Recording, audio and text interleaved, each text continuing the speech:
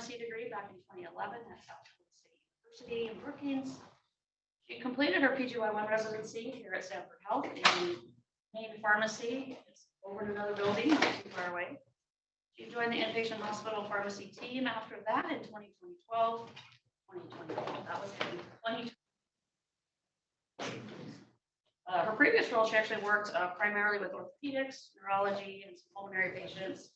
And genetics, her duties include more like clinical pharmacogenomics reviews. She meets with our patients, our providers, consultations, and ongoing pharmacogenomics implementation, one of which she's actually going to talk about today. And she also serves as a member of a clinical pharmacogenetics implementation consortium. Join me in welcoming her.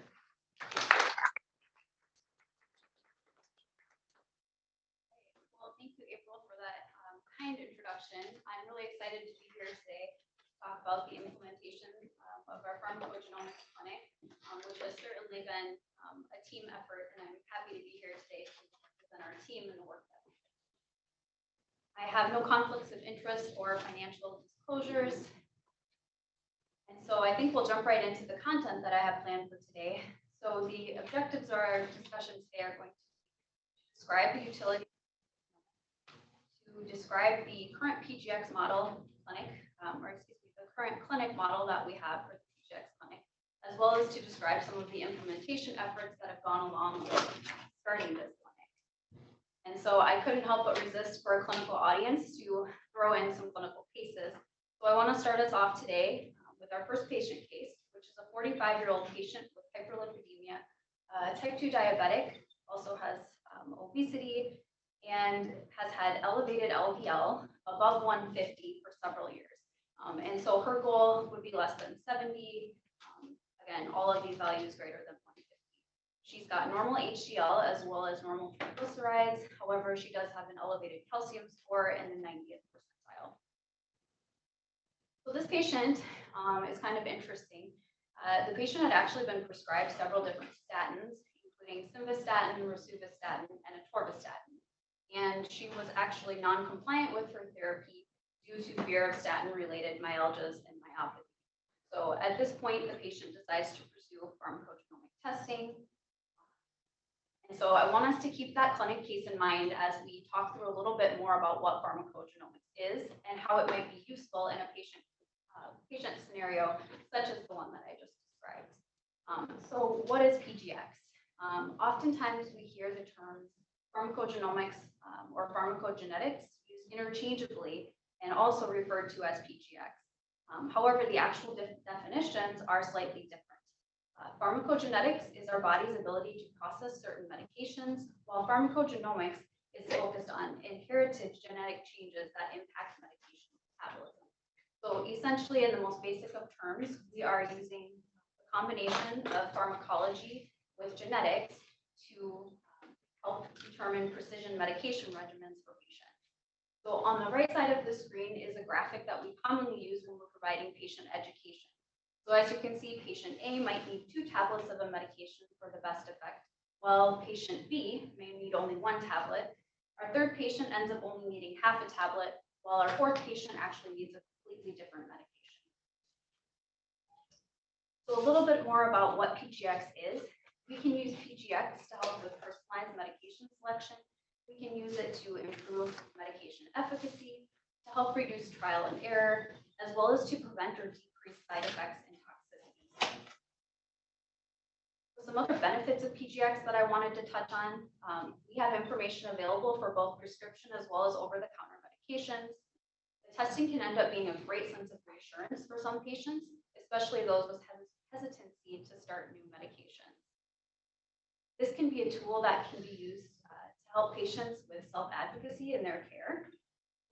The results, if done through Stanford, are embedded within the electronic medical record, which can be used as a safety mechanism. The information is lifelong, so we know that our DNA doesn't change over time. While we might expand our guidelines, we might use a platform for testing, that information is going to be lifelong information. And then last but not least, as a pharmacist, I really like to embrace pharmacogenomics as a medication safety strategy, just as many of the other mechanisms we use to care for our patients. So while we know there are lots of benefits to pharmacogenomics, what are some of our limitations? And so I think this is really key when we start to have this conversation of what pharmacogenomics can provide. We know that this is not a magic bullet, right? This is one piece of our puzzle in the way that patients might respond to medication. And we have all these other factors that can also impact medication response. Additionally, pharmacogenomics cannot explain drug allergies. So I think this is something to highlight as well. We will see patients with a lot of adverse drug reactions, but we really need to separate out the difference between a true drug allergy versus adverse reactions. They are two very different things. While one is going to be more immunological, the other can be more related to pharmacology in the case of drug reactions. And we do know that, unfortunately, we don't have information on all medications at this point. So that can be a limitation for some patients. There is a lack of insurance coverage for the testing, as well as the cost can be a barrier for some patients. Okay, so at this point, I want to walk through, and I did have some handouts in the back of the room to describe some of the medications for which we have drug gene information available. And so for some of you who might be wondering, what are the 11 genes that we test for? I've listed them on the right side of the screen, but let's break it down a bit more and talk about medication classes and our genes of interest. So a commonly sought after reason for testing is for mood medications. So for our antidepressants, we primarily have information available for our selective serotonin reuptake inhibitors, as well as our tricyclic antidepressants. The genes of interest here are going to be CYP2C19 and CYP2C6. I also want to highlight, as far as pain medications, we have information related to NSAIDs as well as tramadol and codeine. We have information for proton pump inhibitors. We're going to be looking at our 2C19 enzyme. You can see in the bottom right-hand corner of the screen, there's also several other miscellaneous medications for which we can have drug gene information available. Statins are another important class in which we're looking at the SLCO1 enzyme.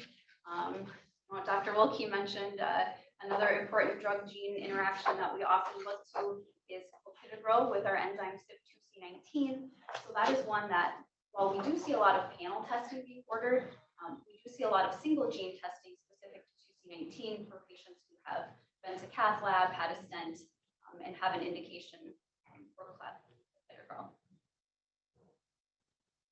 All right, so we've talked about some of our commonly prescribed medications, but where do we get this information from?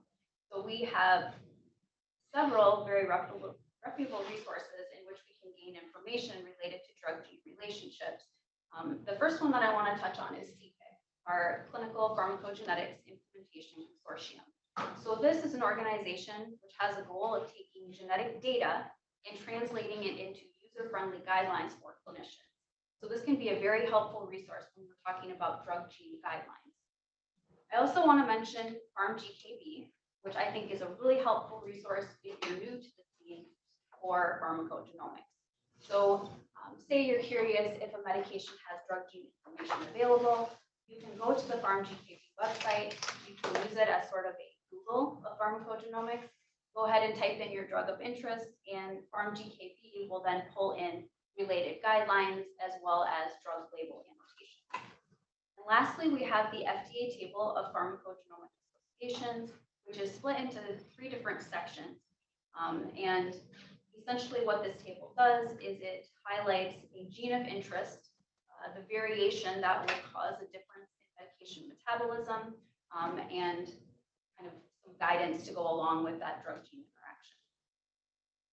Okay. Let's shift back to our patient case. So we have a patient again with hyperlipidemia who want to be taking a statin. So our drug of interest is a statin. We know that SLCO1B1 is implicated in statin metabolism. This is a gene that encodes for an organic anion transport protein. And the function of this protein is to help with hepatic uptake of statins into the liver. So if we have decreased function in our SLCO1B1 gene, we're going to have decreased hepatic uptake increased statin exposure and an increased risk for statin-related myopathy. So let's go back to what were our patient's results.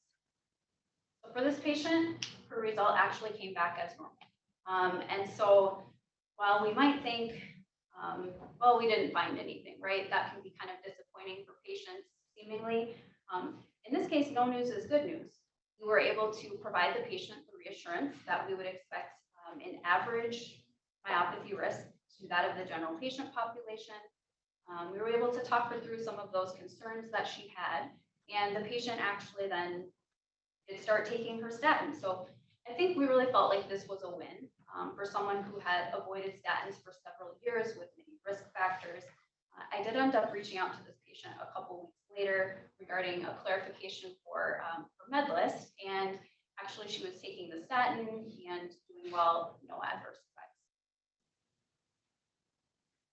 So let's say in this scenario, the patient had actually had decreased function, and we're trying to prescribe simvastatin. Let's say we're not familiar with what this means from a drug interaction standpoint or a drug gene interaction. How do we know what to do with this information? So what we have done is built best practice advisories, which I think serve dual purpose. These can be used as a safety mechanism as well as a helpful tool for clinicians. So you can see here the option for simvastatin to either keep or remove the medication, as well as some alternative options that we might consider for prescribing in place of the simvastatin at specific dosing, which would decrease the risk of statin-related myopathies. Okay, so we've talked about some common medications, gone through a little bit of where the information comes from. Let's talk about the role of PGX within the primary care space. So we know within primary care, we have several challenges with prescribing. We have complex patients, we have adverse drug reactions, we have polypharmacy, we have adherence issues, and PGX can be a source of medication optimization in this space. So when I was preparing for this presentation, in one of the articles I was reviewing by Hayward and colleagues, there were some pretty significant statistics that jumped out at me. And so this article cites that 6 out of 10 adults are going to be prescribed one medication with PGX guidance available. As we start to look at our a bit older patient population, now we're talking about roughly 9 out of 10 patients with one prescribed PGX medication. And when we start to talk about patients with 2 or more medications available with PGX guidance, we can extrapolate that roughly 50% of patients are going to be on 2 or more. And one last statistic that I thought to be of interest from Hayward and colleagues was roughly 20% of all new medications prescribed have a PGX guideline available. So as we start to think about the utility of pharmacogenomics and what we have available for genetic specialists and incorporating this medication safety tool into practice, one of the articles that I looked at in preparing for this presentation was actually an article about provider preparedness, which was done by Dr. Hayek and colleagues. And I think some things that jumped out at me in the abstract of this article were just the mention of the fact that we have an inadequate number of genetic specialists as it stands. And within this article, it was cited that non-genetic clinicians have reported low confidence and lack of knowledge in the use of genetic test results. And then lastly, this article calls to attention the need for scalable education strategies. So a bit further on what was done or what was reported within this article, there was an Imaginetics initiative in which 2 years worth of genomic education modules were developed. And these were assigned to physicians and advanced practice providers. These were web-based modules, and provider preparedness was assessed prior to completing the modules and after. And we found that these modules were highly effective in increasing confidence in using genetic information, as well as accessing, or as well as the ability to access the system's genetic experts. So we know that PGX is a strategy for med optimization, as well as safety. We have several commonly prescribed medications with guidance available. We know that there's an inadequate number of genetic specialists currently, and that there's a need for more PGX education for non-genetic healthcare providers. So with these goals in mind, we start to come up with the picture for the need for the pharmacogenomics clinic. So as we're thinking about the clinic, of course, we had to identify goals for the clinic. And these were to improve accessibility for both patients and providers to pharmacogenomic information, as well as offloading these very complex and lengthy conversations that can sometimes accompany results. And so to me, as we're starting to see patients in the clinic, I've noticed we have hour-long appointments and devote an entire hour to explaining these results to patients. And so I think that was a goal that we had, but I think certainly we've continued to solidify the need for longer conversations about these results and what they mean to patients. We wanted to offer patients the opportunity for education, testing, and medication optimization. And of course, we were excited to pursue the research-related outcomes that were associated with the clinic. So with any new service line, of course, we had goals, but also there are barriers to be overcome. So some of these barriers that we had to overcome with the implementation of the clinic were gaining stakeholder support. So from providers, patients, as well as administration, we had the need to build a billable service. We had to recruit an APP as well as a collaborating physician. And then I think one of the things that we maybe underestimated a bit of the challenges on was the complexity of the scheduling within the clinic. So with 6 pharmacists with varying licensure, as well as coordinating with our APP and the other patients that she's seeing, it's really been a learning curve, I guess, to try to figure out the scheduling, but certainly something that we continue to streamline. All right, so we were able to implement our clinic in the spring of 2022, and we were really excited about this. I'd like to take some time to walk through the structure of the clinic and kind of how the appointments work, just a general overview. We have appointments that are in person in Sioux Falls, as well as the capability to do video visits for patients in South Dakota, North Dakota, Minnesota, and Iowa. So as I mentioned, our team is comprised of 6 pharmacists. We also have a second-year pharmacy resident, and we are really excited. This is our second year having the opportunity to have a specialty residency for pharmacogenomics. And then last but certainly not least, we have Jen Morgan, who is our clinic nurse practitioner. So as you can see with the varying having a pharmacist, a nurse, and an APP, we have different skill sets, right? So with our varying skill sets, we set up kind of a clinic model and assign responsibilities based on each individual person. So for our nurse, they help us room the patient, they do a review of the medication list, they also get a short educational video rolling about the basics of pharmacogenomics. Our pharmacists are responsible for discussing research opportunities related to the clinic and completing a comprehensive medication reconciliation. And so this is really where we have that opportunity to dig into past medications, utilize what worked, what didn't, asking all the right questions related to medication history. And then, of course, an overview of general pharmacogenomics. Our nurse practitioner does a history and physical. She's able to order the 11 gene panel testing, as well as to put in referrals for other specialties. And then at this point, we have our nurse practitioner prescribing recommendations collaboratively with other providers, not prescribing at this time. Okay, so we have a pretty intense graphic here, but I will break it down a bit. So patients can either self-refer to the clinic or they can be a provider referral. Once the referral is placed, it's routed to our team to determine appropriateness for the appointment. And if the patient is deemed to be appropriate for a clinic visit, at that point we determine, is it a pre-test visit or is it a post-test visit? highlight, I think there's a lot to be said for these pre-test appointments that we've been doing. I think it is a phenomenal opportunity to provide patients with realistic expectations about this testing. And so I think that's something I'll highlight. We have had instances in which the patients come for the pre-test counseling and they decide they're going to be moving. So maybe they want to do the testing within the new healthcare system that they're moving to so that they can have the results embedded. Or maybe they just decide it's not what they thought it was going to be, in which case we're able to give them that information. And if they choose to come back and pursue testing at a later date, great.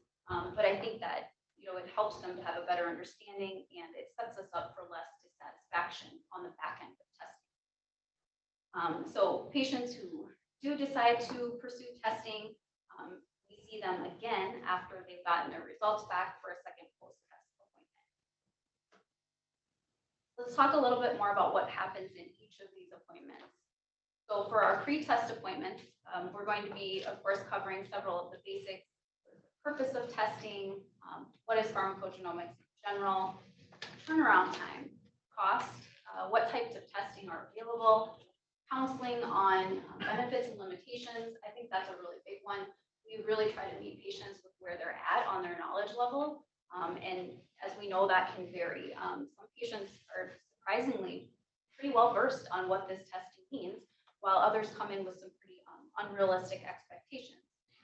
We also like to hit on the explanation of future benefits of the testing. So even if a patient doesn't have a finding when they initially have the testing done, we have that information available within the electronic medical record. So later, if a medication is prescribed, which is affected by a drug gene variation, we can then identify with an alert that maybe we should consider an alternative medication or an alternative dose. Okay, so whether testing is ordered by primary care or a specialty provider, what happens with those results? Again, whether it's done by our nurse practitioner or a different provider, regardless, the PGX results are reviewed by a pharmacist. We enter a clinical note in which we're going to enter information inclusive of drug-drug interactions, drug-gene interactions, as well as clinical recommendations. So that note gets routed to the ordering provider. It is kind of nice within the Stanford system if we identify that there's a relevant prescribing provider. We sometimes share that note with them as well if there's a recommendation which would impact the medication they're prescribing. And then lastly, we send a MyChart message to the patient. So here is a screenshot of what that message looks like that we sent to the patient. I realize it's kind of tiny, and actually we've since had an updated version of this message, but the basics of what the patient gets from this message is your testing has been reviewed by a pharmacist. You may or may not be making changes, or your doctor may or may not be making changes. And there's links to the genetic profile, which is the preferred method of accessing these genetic results. And there's a number to contact the clinic, as well as some educational videos. We have looked at some data related to patient satisfaction with return of results, and there was some pretty clear statistically significant improvement in patient satisfaction related to patients who received a message stating that their results had been reviewed. So this is something that we continue to look at, how we can improve patient satisfaction related to return of results.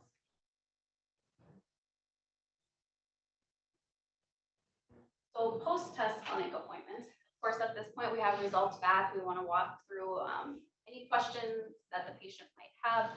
Sometimes the patient wants to walk through the entire 11 gene panel findings. Other times they only want to know about one medication, or sometimes they only want to know about one specific disease state and potentially impacted medication. We're able to then show them how to access the genetic profile, as well as we provide them with a PDF copy of their results. We are careful to note that this is a static document, and so we just let patients know that this is a copy of the results at the time they were completed, and then we refer them to continue to look at the genomic profile, which is updated as our guideline data is updated.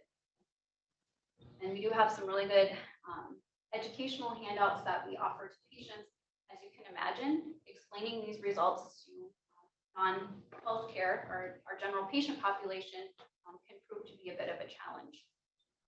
So just a few notes for providers related to post-test information. We can actually see patients with results that are from 2018 from chip testing. It doesn't have to be testing that was just recently completed. So that's something to keep in mind. If you get a patient that all of a sudden is having all these questions about results they had done 3 years ago, certainly that's a patient that we can see and help them better understand their results. So we offer up our recommendations in the form of a clinical note.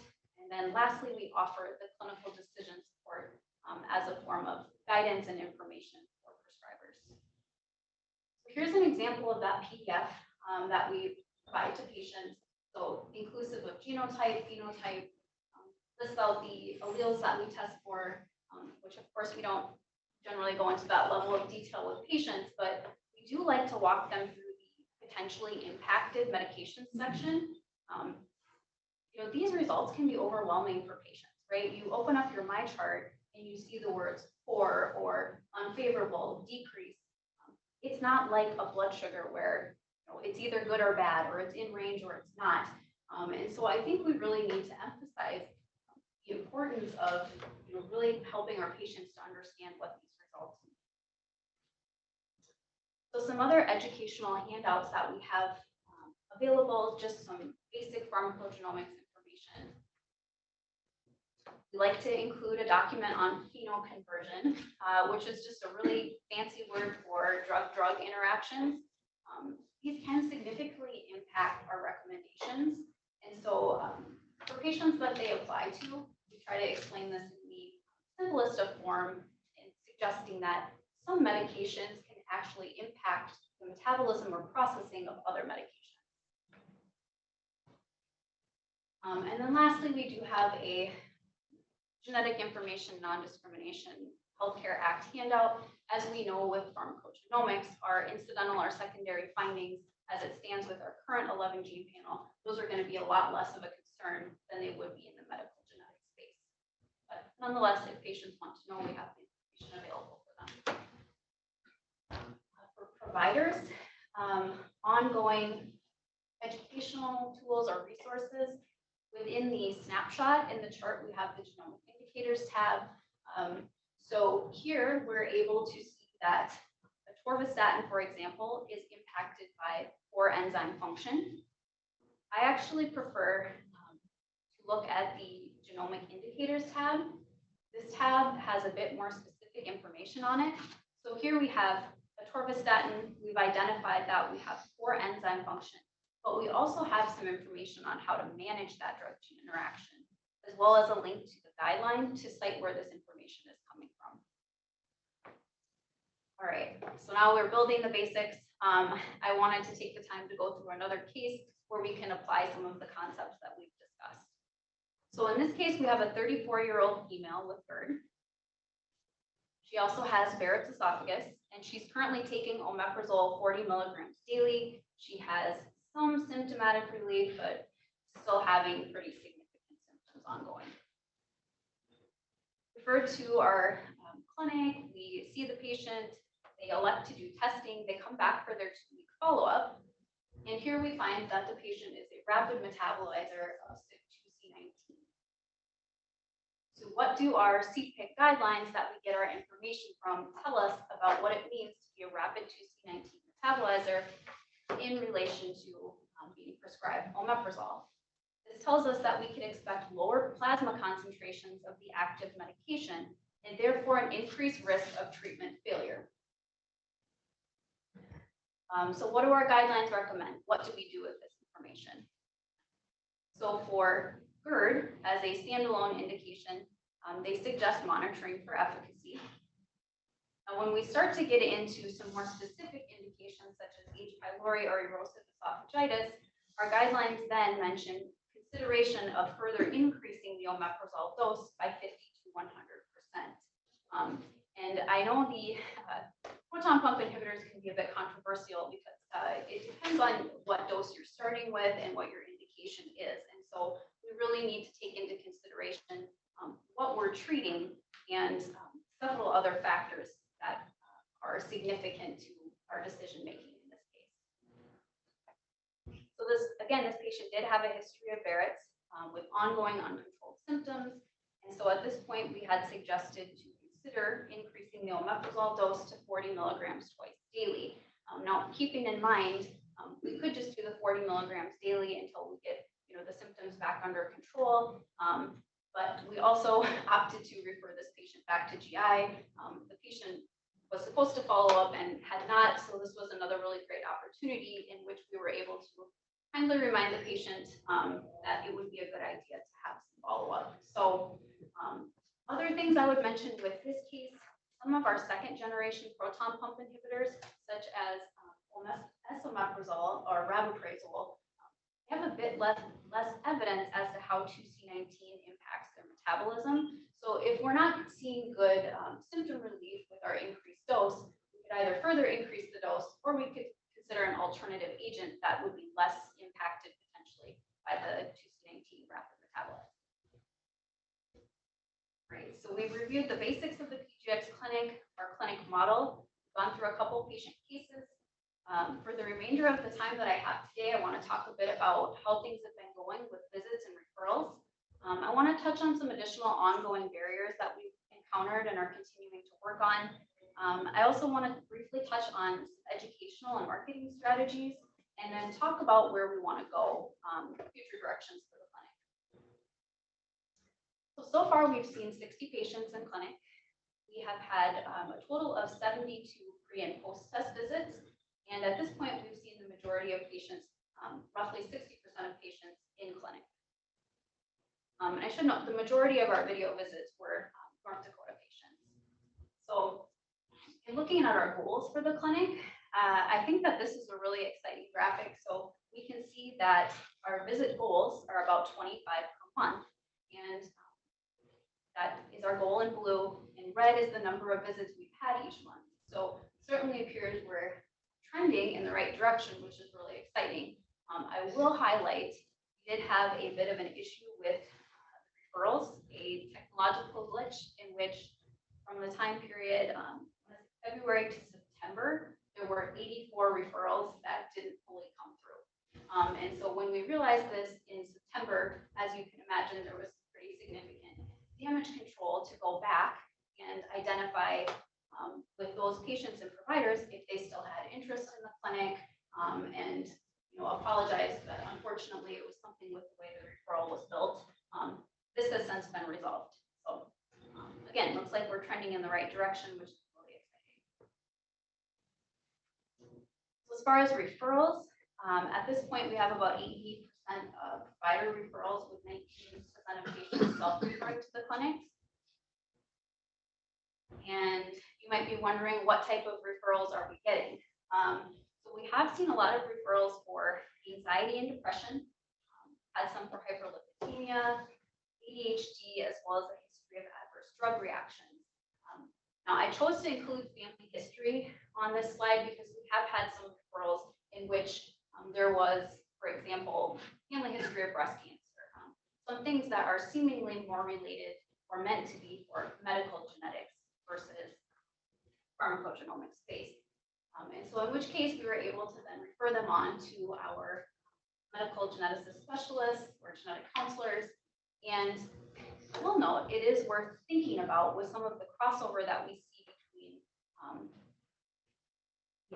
medical predispositions and pharmacogenomics. There are some relations there, right? So we know that we have some medications that might be pertinent even to a family history of a medical predisposition. And so in some of these patients, I think it was worth reaching out and asking, well, if we can refer you to medical genetics, would you also like to do the testing? Because some of the medications for that condition might be related, or you might have useful information from pharmacogenomics. All right. So in our efforts to educate on how to overcome some of the difficulties with ordering, we've included this flowchart in a lot of the in-services that we've been doing to kind of help with some of the misconceptions or to help clarify on how to order the testing. So to me, the easiest way to think about this is either we're looking for a medical predisposition or we're looking something at medication related. So once we identify that we're interested in pharmacogenomics piece, it's either a matter of we want to order the testing or we want to refer the patient on to clinic. So I've included a screenshot of what that referral looks like. So a couple things to think about with the referral itself that I think have been challenges. So you can see at the top there where it says department, the SXF PGX. That might lead one to believe that it's only for Sioux Falls patients, when in reality, of course, we can do the video visits for outlying states. One other consideration is at the time we implemented the clinic, we changed our referral. So this referral used to be one in which we would get from providers to determine appropriateness of the testing itself versus referring the patient to clinic. How are we continuing to try to provide education or insight into the clinic? We, like I said, have had ongoing in-services. We've had little blurbs and highlights in some of the newsletters. We have Success Center courses available if anyone is interested. And what I've provided here today is that quick one-page reference that Jen was very helpful in making to try to assist providers in utility of ordering. Okay. Other barriers that I previously mentioned, cost of testing and the lack of insurance coverage. So right now, we continue to advocate for extended coverage or increased coverages from insurance. But in the meantime, what are some things that we can do to help overcome some of these barriers related to cost? So right now, we have 2 offers that are ongoing, which are helpful to cover the cost of testing. We have our Stanford Group Health offer, and we also now recently have started again the free testing for military service members. So both of these offers cover the full 11 gene panel. And while the group health testing, in order to be eligible for this, you need to be 18 years of age, have a diagnosis of anxiety or depression, and be a Stanford Group Health member. It's not just specific to anxiety or depression. It's still that full 11 gene panel in which we can identify several other potential drug gene interactions. How are we reaching patients? How are we marketing the clinic? Patients, of course, receive letters from the health plan regarding the Stanford Group Health offer, but also military service members will be receiving messages related to their eligibility for testing. There have been some features on social media regarding the opening of the clinic, and then we do have our brochures, which I also brought a few copies of today, that are in the waiting areas in the genetics building. So as exciting as all of this has been, we're even more excited for where we're going in the future with all of this. So we have next generation sequencing, which will provide us with expanded testing capabilities. We are hoping to expand our outreach. So in addition to additional states for video visits, we also want to focus on closing some of those health disparities that we have in some of our more rural areas, offering more access to testing. And then also some ongoing publication efforts as well as research related to the clinic. I'm going to help myself. One last case, and then we'll wrap things up. But I purposely included this case because I think it's a really good example of, despite the phenomenal clinical decision support that we offer, there is still a space or the clinical rationale of a person within a clinic with a patient. So just wanted to emphasize that. So our last patient is a 54-year-old patient with anxiety, currently taking venlafaxine 75 milligrams daily. Kid mentioned to us was having jaw clenching. Upon further questioning, this seems like more of a long-standing, ongoing issue.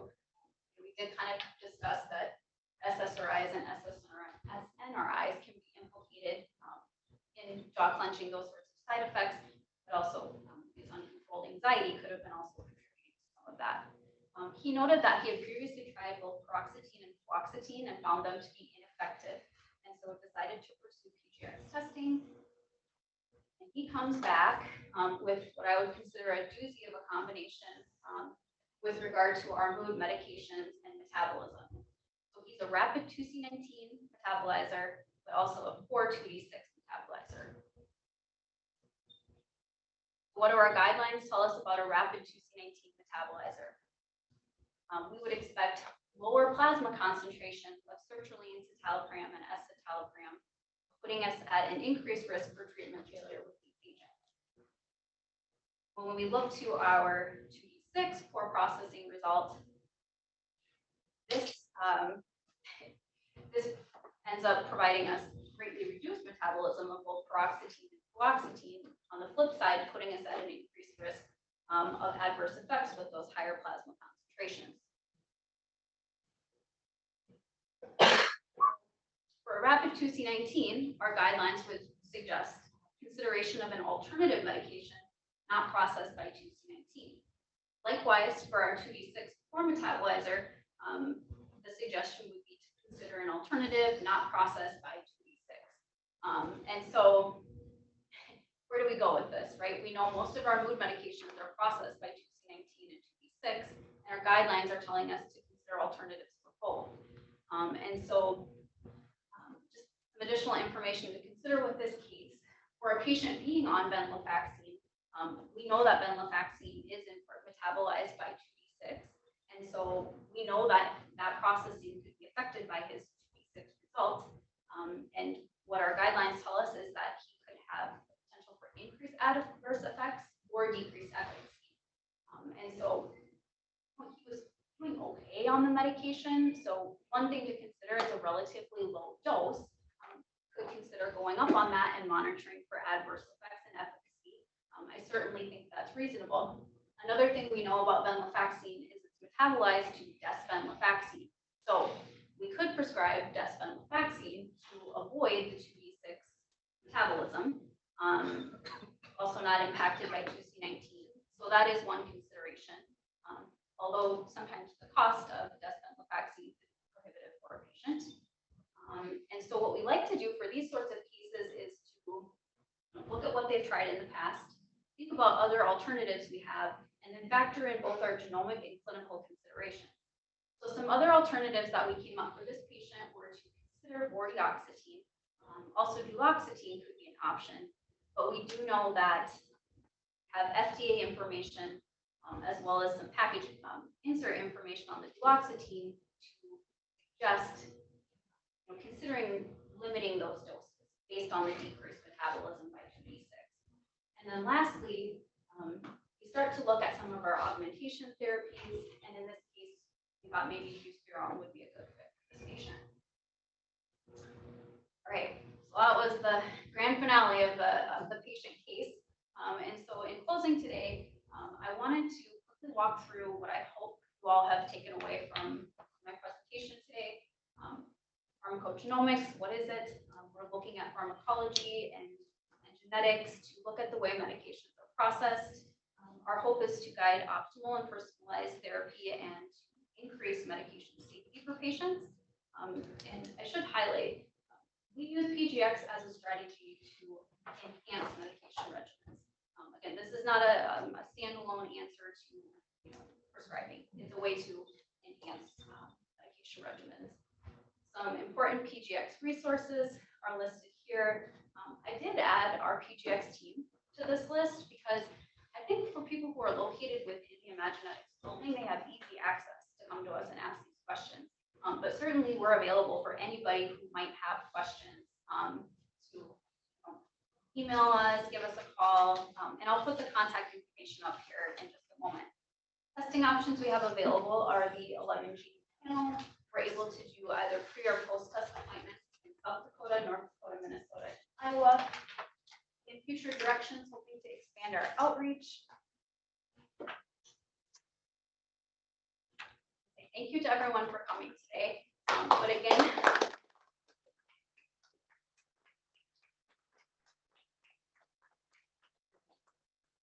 one more thing. I wanted to acknowledge all the efforts of all my team members, and then also shout out to Jen Morgan, our nurse practitioner, who helped in what I would call the beautification of this PowerPoint. Raise your hand, Joe. I've been told that it's a generational thing, the lack of PowerPoint animation skills, and so I was very thankful for Jen to help me pretty up the content for today. So at this time, I think we'll go ahead and open up the floor for questions. Thank you. That was great. Nice job. We're also going to slide the attendance sheet I have a around for you question. guys. Go ahead and sign in. Before we do the question quick, you had folks remoting in from VA, from Monument, Southwest River, some colleagues, faculty colleagues, from North Dakota. Get it out of the park. Thank you. Oh, no, Kristen. So go ahead. We'll have questions, probably limit to this room. Maybe 2 or 3 questions because the hour can get a little long. But you had a question. Yeah, so I basically wanted to know, like, so when you were telling about, like, when you, if the patient is a self-referral or they're referred by a clinician, you say that then you gauge the appropriateness of the referral. So how do you gauge that? And like, a part of the question is also, do you think only those people need to be tested who did not have an appropriate response to a medication, or like if there's any family history of any issue, or people just want to get tested? Who do you think are the appropriate people to come to the clinic or to be referred to the clinic for this? Can you please repeat the question? Proactive versus reactive. Yes. So we're talking a little bit here. The question was related to preemptive versus reactive testing, talking about the appropriateness of referrals. Who do we feel should come to the clinic? If a patient self-refers or if we get a referral from a provider, how are we kind of determining who we feel is an appropriate candidate to come to the clinic? If you were asked to ask me, I would love to see all patients to have preemptive testing done. I would like to explain to them what the testing is, what it can offer them, future benefits. Some patients that we've identified that are maybe not appropriate for the clinic would actually be some of those patients which were maybe more for medical genetics space. In which case we're able to talk to them and say, if this is what you're looking for, we certainly could do the testing. We could also, piggyback a genetic counseling appointment onto that appointment. And so that's one really unique thing about our practice, and I think a huge advantage of being located within a building where we have our lab in-house where we're doing our testing. We also have easy access to genetic specialists throughout the building as well as our own clinic nurse practitioner. So that's a great question. But I think, we do it in either spaces, reactive, patients looking for a reason, or just. Do you have a strong feeling one way or the other? I think the field is moving towards proactive or preemptive testing. From your position as a clinician and your training, do you favor one or the other? I'm not sure. I was just thinking. I was just thinking if I myself need to go and get tested. And I think that's the idea, right? To have a C19 in the chart pick before you do a PCI and you're considering 5X, or before psychiatry has that patient and they're going, do I want to pivot to vortioxetine or stick with venlafaxine? I think the field's probably moving more towards preemptive. Yes. Yeah, certainly I would hope so. I think, to add to that case, like with the 2C19, while we do have a pretty quick turnaround time on those, if that's me, I want that result before I'm started on a medication that might not be effective in keeping my percent as it should be. So I think that's a fabulous question. Thank you for that. So do you guys see, like when a referral is placed, do you guys start reviewing and pick patients that need to be seen, or irrespective of what, if the referral is placed, you guys see them all? Like, are you selective in seeing patients? I think that, just if it looks like they have an appropriate indication for testing, even if the indication is just general, I want testing done. And so we really haven't, I guess maybe the way I said that was misleading. We really haven't turned patients away. It's been more of maybe some confusion on how to do the ordering, or maybe patients thought the test was just being ordered when really it was a clinical referral. So that's one key thing. Again, we've received some of these referrals in which the provider was actually trying to just order the panel or the testing itself versus the clinic referral. So that would be one thing I would consider, maybe like, oh, they meant to order the testing, they didn't need to send it to us, to the clinic. In general, send them. You want to see them. And it looks like you've got the bandwidth. If your goal is 25 per month. Can I ask a question? You talked a little bit about insurance coverage. I'm thinking Medicare. You may not know the answer, and I don't know if your colleagues do. When does Medicare cover this, or is it a specific drug gene relationship that they cover versus the panel? CYP2D6 and TCAs. I think Medicare covers genotyping for TCAs because of QRS finding. So I can't specifically tell you for which indications they would. I know Joel, working operations, knows a little bit more about this, but there are some indications in which we can try to submit to Medicare that are supposedly covered.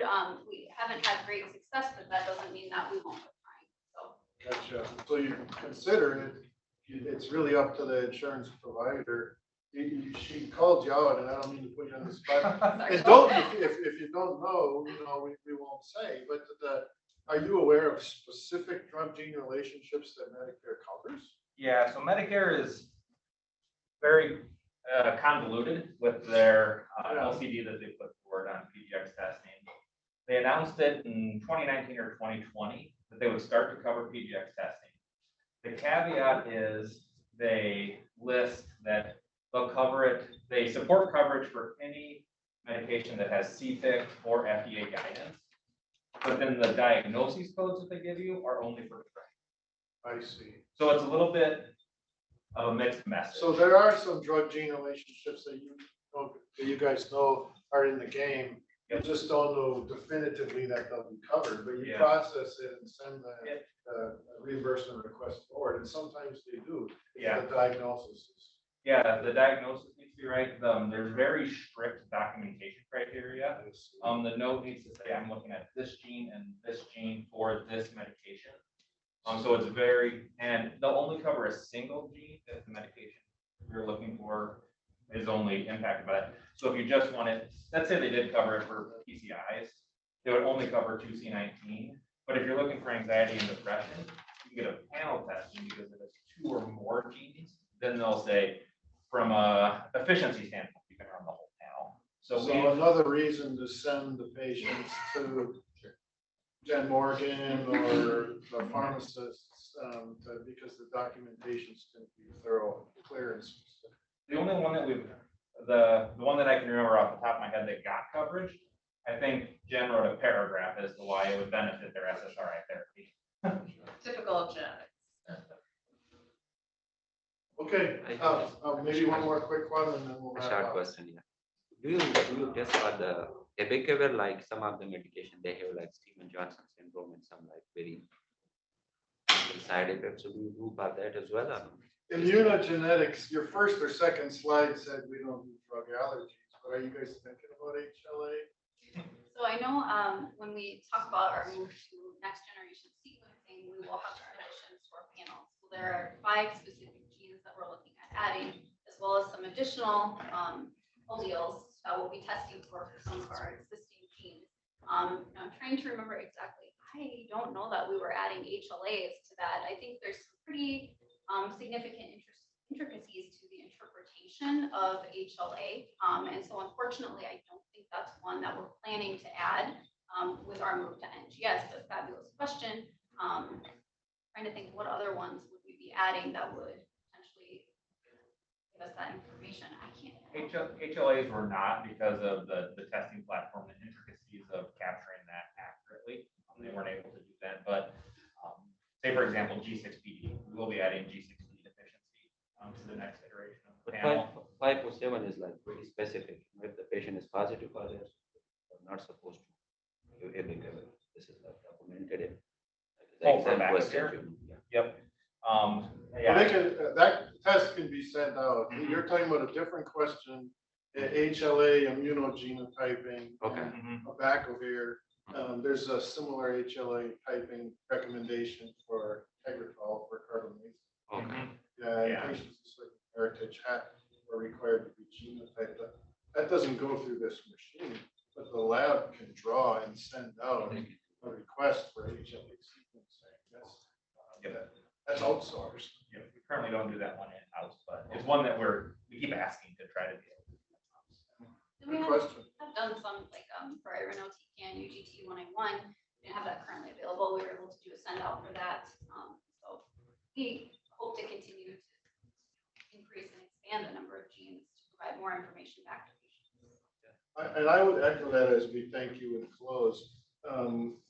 Sanford Imagenetics is the most comprehensive, far-reaching implementation of CPIC in the US. A lot of big centers do their drug gene relationship de jour, and a lot of centers in Florida are starting to move into panels like this and grab most of CPIC. My understanding is the machine that you guys built does more of the CPIC guideline-driven protein relationship than anyone. You took a universal approach to this, so congratulations.